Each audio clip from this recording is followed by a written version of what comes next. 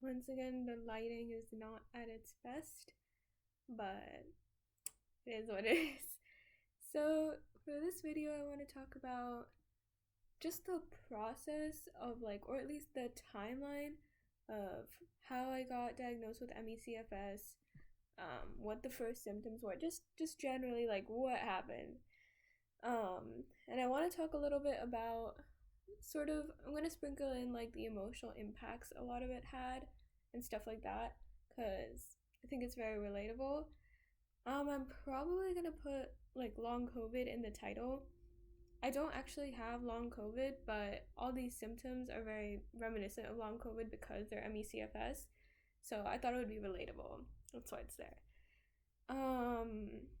So yeah, MECFS. So the history of it, coincidentally, it did start for me at 2020, which would make a lot of people think maybe it is long COVID, but I got tested for COVID antigens and they weren't there, and I had not gotten infected with COVID before, is what that meant.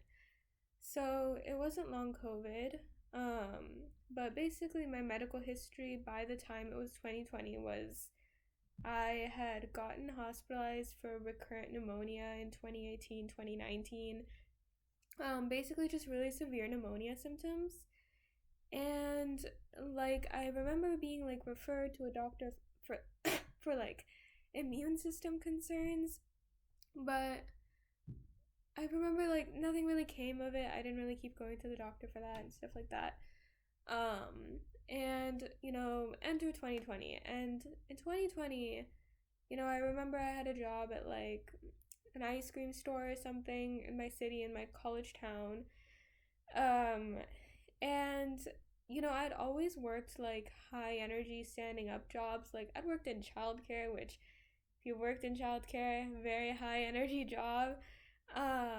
And I usually had no problem with jobs like that. I was very I just had a lot of energy, and that's just how I was. So I could definitely do standing up for 8-hour shifts, stuff like that. It was pretty easy for me. And I don't say that to brag. I just mean that that's just the way that it was for me. It's a lot of times it's not the way that it is for other people, but at the time, that was how it was for me. And so I remember it being 2020, and one of my first symptoms that I'm going to attribute to ME because I've never really had this kind of intensity of a symptom before was actually anxiety.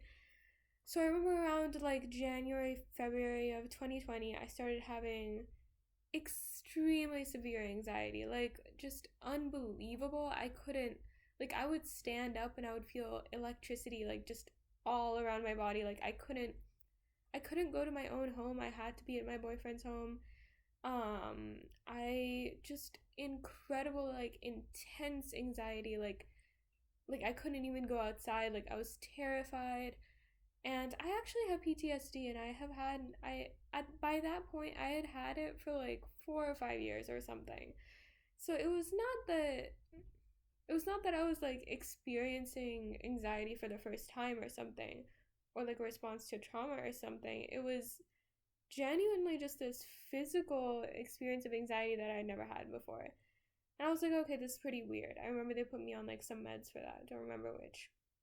And by around March of 2020, this anxiety had kind of dropped, but something else had come in its place, and that was just suddenly these really intense waves of fatigue. That would I would have to leave my job standing and sit down in the bathroom on the floor, which I've never had to do before. I've never had to take a break just to sit down. Obviously not to again, not to brag, but it was just the way that I was. I could, because it was easier for me to stay standing upright and stay focused and stuff like that at my jobs. I usually didn't sit down because that would take more energy for me to stand up again, so I never did that. But for the first time, I was getting so exhausted at my job, I could only sort of man it for 15 minutes, and then I'd have to go sit down for 10 minutes. And I don't know why. I didn't know why at the time. I was I don't know why I'm feeling so exhausted, and I just couldn't figure it out because I just never been like that before. And So yeah, that was March 2020, right? So as soon as these symptoms started hitting and moving around became so much more difficult for me all of a sudden in a way that I just couldn't understand why it was happening. Suddenly COVID came down and shut everything down. So I was like, okay, so this is how it is, all right.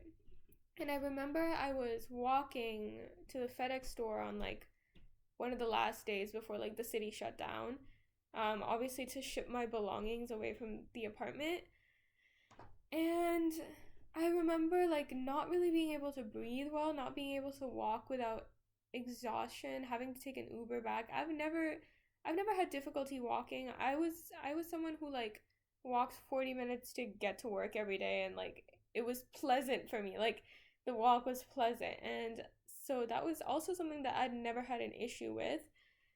And suddenly I did, and I couldn't walk to the FedEx store to get a box, and I was like, that's really weird. And I was feeling sort of like this burn when I was breathing, and I was like, maybe it's just pneumonia again. Like, maybe I just need the antibiotics. Like, it's fine. So I remember around March or April 2020 when I was back at home, I then went to the doctor and I was like, hey, I think I might have pneumonia again. And they checked my lungs and there was no pneumonia. And that was really weird to me because by this time I was having symptoms like almost like fever-like symptoms with no fever. I had dizziness, I couldn't walk, I couldn't breathe. I struggled to walk from the bed to the sofa and I was extremely dizzy. My heart rate was very high. And I was pretty convinced because this seemed like walking pneumonia to me. Like for me, those were all the symptoms I had for walking pneumonia. It was very difficult to breathe. I had constant chest pain. Like it was that kind of situation. I couldn't walk down my block without just like having to sit down or gasping for breath. And I was like, this is pneumonia. Like, this is just, that was exactly what my symptoms were for pneumonia. And I was like, this is pneumonia. How is it not pneumonia? I just couldn't understand. And so I had that going on for about 3 months. And then suddenly in May 2020, it was like it didn't happen at all. And I was like, oh, okay, I'm cured. May 2020, I was like, able to walk long distances. I was able to dance. I was able to move around a lot. I was high energy again. I was doing a bunch of stuff. It was May, June, July. I was perfectly fine. Like, it was like I was never sick, or I was sick for like 3 months and it was gone. And I was like, okay, it's gone. Like, I'm fine now. But I didn't notice that it was actually returning. So by around August of 2020, suddenly I was hit with like an onslaught of all the symptoms again. And then suddenly I was having the same symptoms. I couldn't walk anywhere. I was getting dizzy. I couldn't breathe. And I was like, okay, maybe this is like depression or something. And that's what I thought by the time we were entering August 2020. I was like, oh. And I couldn't remember. I didn't connect the two sicknesses. I was like, oh, maybe I had some kind of undetectable pneumonia in April. And now I have some kind of depression. Like, I couldn't connect the two. I just kind of thought that there was something going on that was making me depressed or something. And that's why I couldn't walk this time. And so then I started to get really hard on myself, really down on myself. I was like, why can't I walk? Why can't I move? Am I lazy? Like, am I this depressed? Like, am I this lazy? Like, and it was fueling some actual depression symptoms. Like, I was really getting in my head about it. Like, I couldn't understand what was going on. And once again, like, I got cured by, like, I think October or something. In October, I was moving around a lot. I was fine. I was able to, like, move, run, everything. Like, I was okay. And I was like, I don't know what's going on. And then I went back into the relapse around December of 2020. And that was when a really severe relapse hit where I was like, okay, this is a sickness. Like, something is going on. And so I remember I went to multiple doctors by this point. By this point, MECFS was on my radar. Like, I was like, these symptoms, like, I was Googling the symptoms. The only thing I was finding was MECFS for, like, just the litany of symptoms I had. Like, at this point, the symptoms were so bad that it was, like, I needed help to, like, walk to the bathroom. Like, I would collapse on the floor if, like, my muscles would go lax. Like, I couldn't tighten my muscles to walk. And so half the time, like, I would just collapse on the floor if I tried to walk. Like, it just didn't work. And I was completely bedridden. Like, it was terrifying. There was no one I could tell this to because like when you get that sick, you get scared. Like, what is going on with me? And there's no doctors either that seemed to know what was going on. And I was terrified. I didn't know what was happening. And I remember that by February of 2020, I found this autoimmune specialist doctor. And she finally diagnosed me with MECFS. She was like, yeah, you have the symptoms of MECFS. Specifically, post-viral MECFS was what I was diagnosed with. And at this point, I was still in the really severe relapse, but I was thankful to have this diagnosis. Once again, like I couldn't walk, I couldn't hold a job, I couldn't do anything. And this was a point where I was still in school and I couldn't even sit upright in my bed. The way I'm sitting right now, I couldn't do that. That was almost impossible for me. So I was lying down, like I had to write, maybe I'd be assigned an essay or something. I would write the essay like lying down, like on my phone, because I couldn't sit upright and type on a laptop. And that was how bad it got. And so there was no one I could talk to about this really, except the people I was living with at the time. And yeah, that was just awful experience. And basically that relapse lasted almost 5 months. So I recovered from that like April, May of 2020. And I was like, okay, like I was emerging from the brain fog. And brain fog was a whole other issue. That was something that I didn't even recognize at first because I'm usually so dissociated because of PTSD. But once I emerged from it, I could recognize that what I had gone through was also coupled with really severe brain fog. Like, I couldn't remember basic vocabulary. Like, I had to set alarms. I remember I would look at my phone and it would be 10 a.m. And if I had something to do at 10:05, I had to set an alarm for 10:05 because I couldn't keep it in my mind for 5 minutes. And that was how bad it got. Like, brain fog is just unbelievable. I remember my phone had 50 alarms, like each spaced every 15 or 30 minutes, just to remind myself of what I was doing. Because I couldn't remember. I couldn't hold something in my mind for 5 minutes or 15 minutes. It was unbelievable. I couldn't remember when my classes were. I had to have alarms for every single day, 5 minutes before class, at the class time itself. Like, I couldn't. It was insane. But I made it through that semester. And after that, I think that was when I started not recovering, but I haven't had a relapse that severe in a while. Like, I think that was the point where I sort of not stabilized per se, but started being on a sort of trajectory of like, okay, I'm just at this low-lying level of disability at all times. And I don't rise much above that level in energy. So it's a double-edged sword.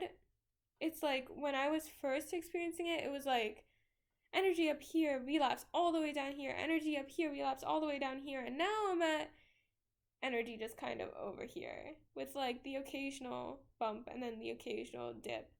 But the zigzag is getting less, there's less of amplitude, whatever the term is for length. I think it's amplitude. Sorry to trigonometry teachers of mine. And so basically now I'm at this, it's sort of a double-edged sword in the sense I'm at this constant low level of energy pretty much. And that means there's some things I can do, some things I can't do. I don't get dizzy like walking to the kitchen, for example, but I do have to sit down. If I ever want to cook something, I have to like sit down and chop everything up on the floor. And then I can't really stand up and stir fry. I kind of have to sit down on the floor and stir fry like this. It's kind of ridiculous. And like, I can't walk to like my neighborhood store anymore. Like, that's just not something I can do anymore. But I can take an Uber and I can go to the neighborhood store if I need to, and I can get something and I can come back. I can drive to the neighborhood store, get something, come back. That's the kind of situation it was for me, or it is for me now. And I think the most emotional aspect of it is people don't really understand that your life is permanently changed when you have this disease. It's not just something that you can say, oh yeah, I have to deal with this back pain while I do everything every day. Like, no. You can't do the things that you usually do every day. Your life changes. Like, you don't have the ability to do those things anymore. It's not like you're dealing with pain on top of it, or you're dealing with fatigue on top of it. And I think a lot of people in capitalist society have a difficult time understanding disability, in the sense that they're just like, oh, you're going through something and you're also doing this. And they don't understand the concept of, you have been through this thing, or you're dealing with this thing, and that means that you can't do this. You can't do this. You can't live a normal life that we're imagining. You can't work a 9 to 5. You can't sit upright in a chair for like 8 hours at whatever job, even if it's a sitting down job. You can't like go to a university and like teach and study and write and manage your whole life, like your household chores. You can't do that. Or you need a caretaker.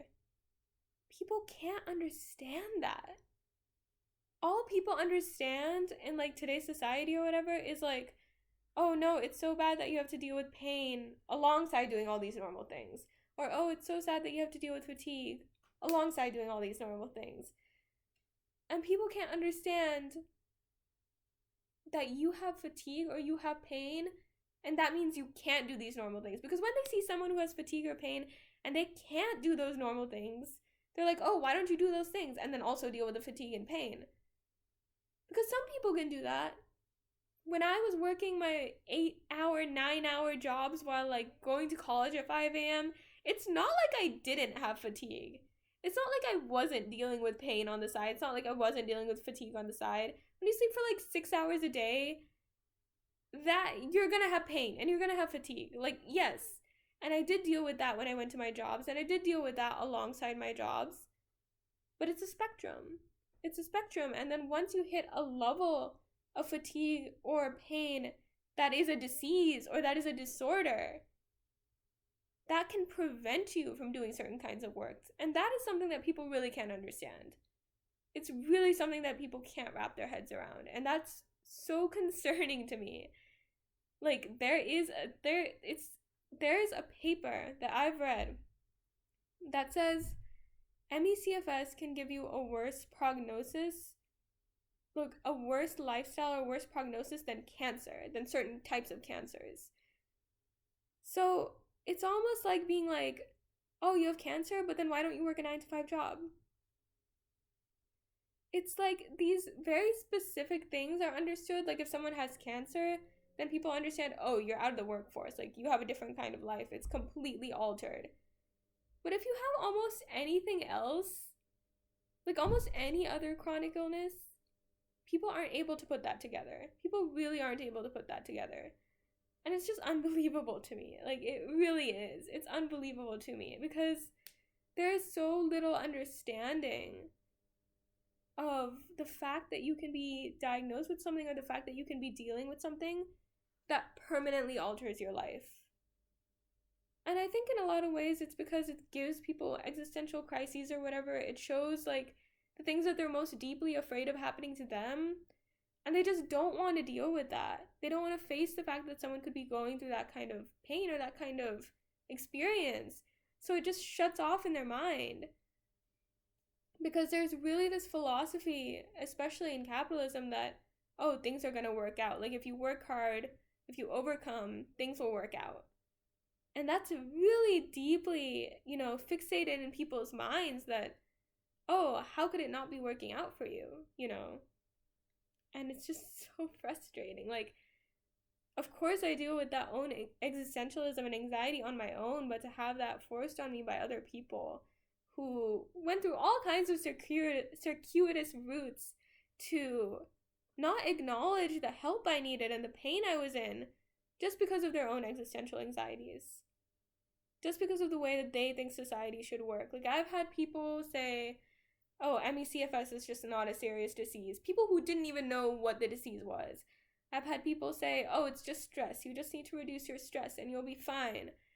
This is not a stress-based disease. This is autoimmune. This is neurobiological. There are so many aspects to it. It's not some kind of, oh, willy-nilly mental illness disease. It's a real disease. It's physiological. And it's so frustrating to have people create all these imaginary narratives in their mind to try to pretend as if I'll be okay, or as if I won't need help, or to pretend as if unfair things don't happen in the world. It's just awful. And it ended up making me feel even more isolated because no one was willing to look at the pain. It's almost like everyone was always looking to the side. Everyone is always sort of, it's like those mirages or those illusion books where it's like, oh, look to the side and you'll see the picture, or look to this side and you'll see the picture. I feel like everyone is looking to my side because I don't fit with preconceived notions about how the world works as a disabled person. As a severely disabled person, I don't fit into these preconceived notions about how the world is supposed to work. And for that reason, people just look over here or they look over here, but they don't look at me. And they don't look at what I'm going through. And that has probably been the worst part of this whole experience. The fact that I'm going to have, a fundamentally different life, and I'm pouring my heart into trying to figure out how I can live that kind of life, and nobody really cares. But, yeah. That's my story. Thanks for listening.